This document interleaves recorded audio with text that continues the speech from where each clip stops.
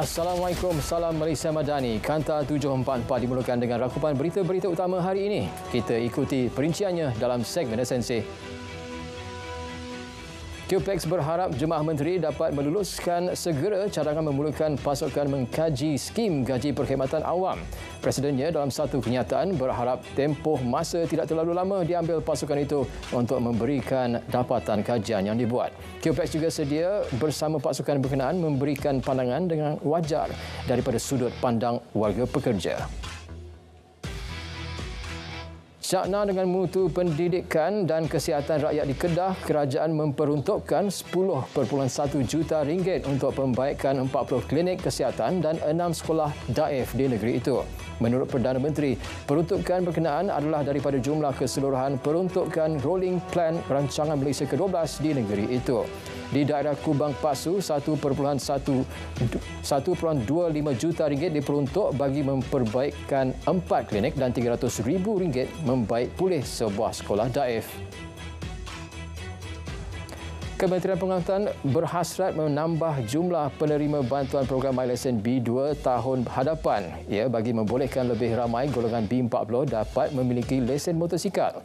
Justru peruntukan RM10 juta dimohon daripada Kementerian Kewangan bagi menjayakannya. Jumlah itu mampu memanfaatkan lebih 30,000 penerima. 4 feri baharu Pulau Pinang akan mula beroperasi 7 Ogos ini.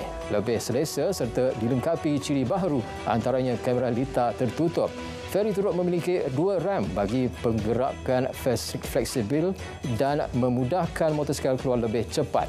250 penumpang dan 50 motosikal mampu dimuatkan serta menjimatkan perjalanan dengan hanya 10 minit dari bahagian pulau ke Butterworth. Kadar tambang akan diumum kemudian dan dijamin tidak membebankan rakyat. Ini pula berita baik kepada penggemar sukan di Perlis. Kementerian Belia dan Sukan meluluskan peruntukan RM400,000 bagi menaik taraf lita motocross di Sungai Batu Pahat, Kanga. Turut dinaik taraf infrastruktur stadium utama, kompleks sukan Tuanku Syed Putra termasuk pembinaan trek balapan baharu menerusi peruntukan RM8 juta.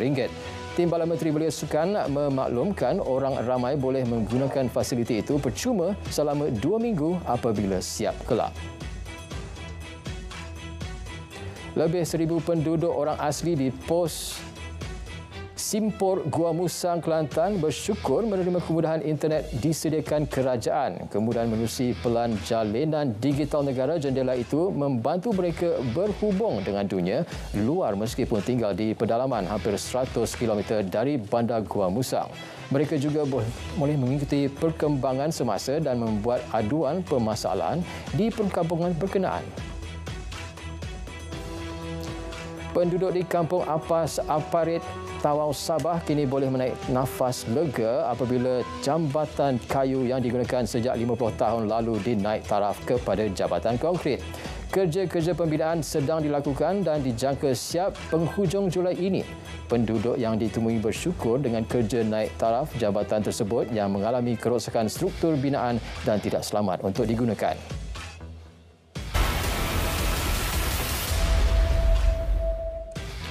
Seorang bayi lelaki berusia setahun 7 bulan ditemui lemas selepas dihanyutkan arus deras di Sungai Lubuk Petadi, Baling, Kedah tengah hari tadi.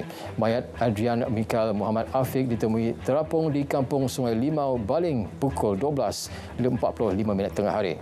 Mangsa dikatakan terlepas dari genggaman bapanya selepas tergelincir ke sungai sebelum hilang di bawah arus. Mayat mangsa dibawa ke hospital untuk bedah siasat. 93 kawasan rekreasi di seluruh negara diperkenal pasti berisiko tinggi berlaku kejadian kepala air bagi tujuan pemantauan pasukan penyelamat dan keselamatan air di kawasan terlibat. Timbalan Menteri Perumahan dan Kerajaan Tempatan berkata kempen keselamatan di air juga dipergiat di peringkat negeri dan kebangsaan. Pusat Kawalan Operasi Tragedi Kepala Air di Balai Polis Air Putih Kemaman, Terengganu dipindah ke Balai Bomba dan Penyelamat Ceneh.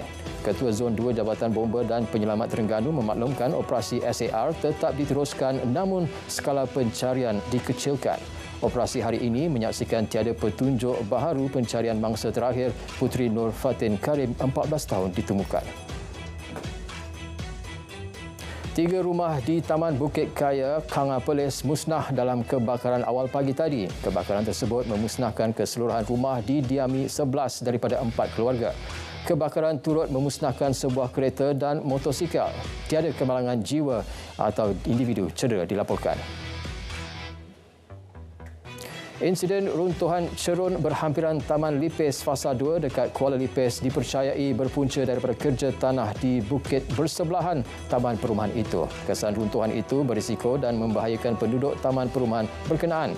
Seorang warga emas dan cucunya yang menetap di taman itu sudah diminta mengosongkan kediaman mereka. Polis Kuching berjaya menyelesaikan 7 kes curi kabel sambungan elektrik di Gita dan Santubong dengan tangkapannya 2 lelaki tempatan. Ketua Polis Daerah Kuching berkata turut dirampas pelbagai jenis kabel sambungan elektrik. Sebabkan juga mendapati kedua-dua suspek memiliki rekod jenayah melibatkan dadah, curi dan pecah rumah. Kes disiasat di bawah Seksyen 379 Kanun Keseksaan. Seorang remaja maut selepas motosikal yang ditunggangnya terbabas di kilometer 101.2 Lebuh Raya Utara Selatan arah utara awal pagi tadi. Mangsa Muhammad Adam Iqmal Muhammad Noor, 17 tahun, mengalami kecederaan serius di kepala dan disahkan meninggal dunia di lokasi kejadian.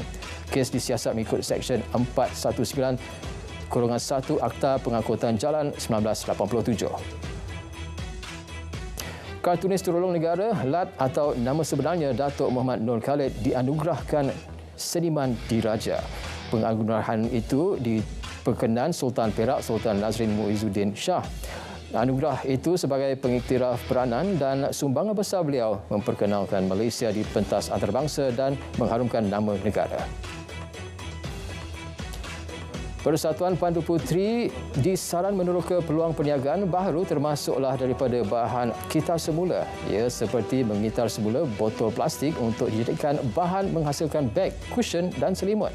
Saranan itu dikongsi Raja Permaisuri Agong berdasarkan pengalaman baginda ketika di England yang melihat bahan itu dicarikan bersama hampas padi dari India untuk dijadikan benang. Sistem kuota Melayu dan Bumi Putera dalam pendidikan perlu dikekalkan. Ia bagi mengimbangi jumlah pelajar kaum itu di Institusi Pengasihan Tinggi IPT. Perdana Menteri berkata jika sistem tidak dikekalkan, ia boleh mewujudkan situasi tempang jumlah pelajar Melayu di IPT termasuk dalam jurusan tertentu seperti perubatan dan kejuruteraan. 2 kementerian akan bekerjasama bagi menghasilkan teknologi dan inovasi baharu. Ia melibatkan Kementerian Kesihatan serta Kementerian Sains, Teknologi dan Inovasi bagi berdepan kenaikan harga ubat-ubatan dalam pasaran negara. Menurut Menteri Kesihatan, usaha itu juga mampu mengurangkan kebergantungan negara terhadap ubat-ubatan import. Kementerian Pertahanan menerusi program Peduli Veteran telah mengadakan sesi dialog dengan 16 Persatuan Veteran Angkatan Tentera Malaysia ATM Pulau Pinang bagi memfokuskan aspek kebajikan veteran dan keluarga tanggungan. Menurut Timbalan Menteri Pertahanan, program turun padang ke seluruh negara akan diteruskan bagi mendapatkan respons daripada veteran secara individu maupun persatuan. Ia juga merupakan salah satu inisiatif di bawah Teras 7 Transformasi Kesejahteraan Veteran ATM. Pelan strategik MINDEF memfokuskan aspek kebajikan veteran dan keluarga tanggungan. Kerjasama pelbagai pihak penting dalam memupuk minat dan kesedaran pelajar sekolah terhadap aliran STEM. Ibu bapa juga perlu memberi galakan dan bimbingan agar anak-anak mereka dapat mengadaptasi lapangan baharu aliran berkenaan. Budaya STEM perlu diterapkan kepada masyarakat dan pelajar serta menjadi sebahagian budaya untuk menggerakkan inovasi dari peringkat akar umbi.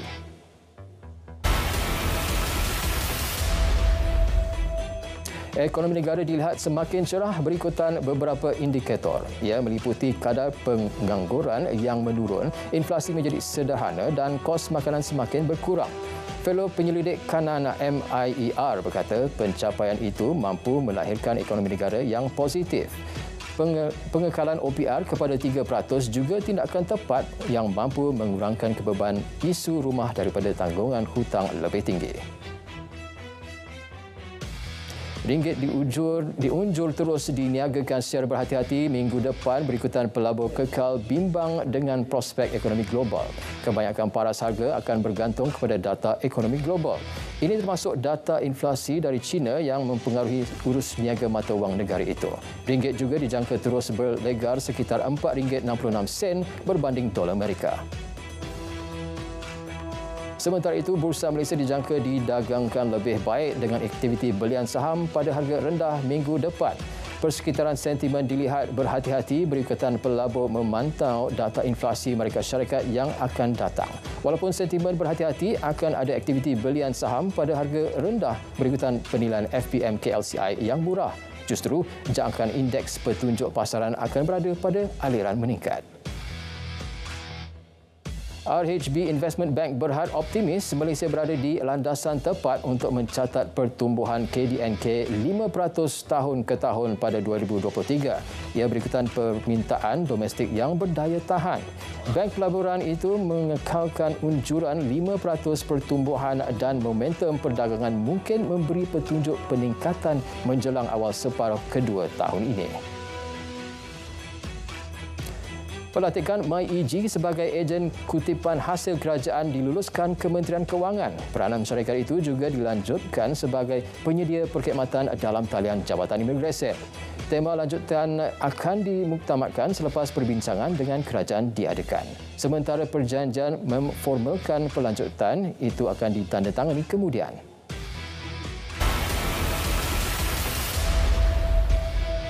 Sekurang-kurangnya 5 maut dalam kejadian bangunan runtuh di Pernambuco, Brazil.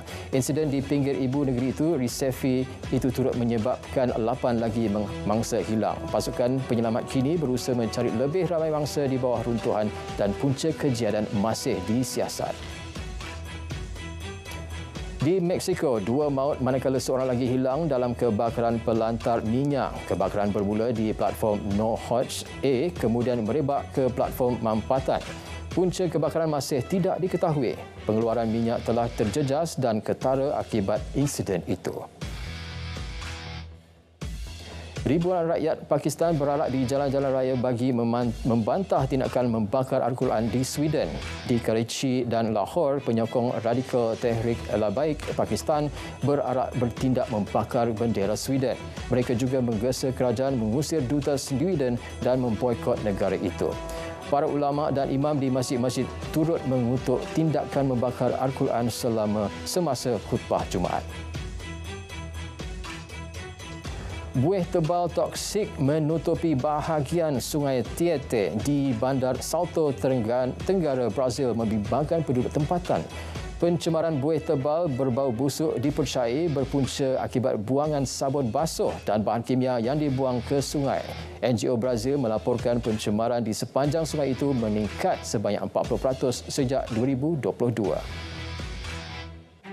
Kerajaan Belanda tumbang pada Jumaat selepas gagal mencapai persefahaman sekaligus membuka jalan bagi pilihan raya umum baharu.